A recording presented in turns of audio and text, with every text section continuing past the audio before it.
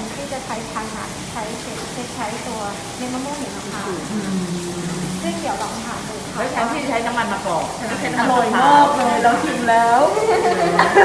ใช่ค่ะแล้วมีซอสเฉพาะโนโวฟู้ดอย่างเดียวมันคืออาหารง่ายหมดนะคะเพราะฉะนั้นคนไทยรู้ว่ามีแล้ว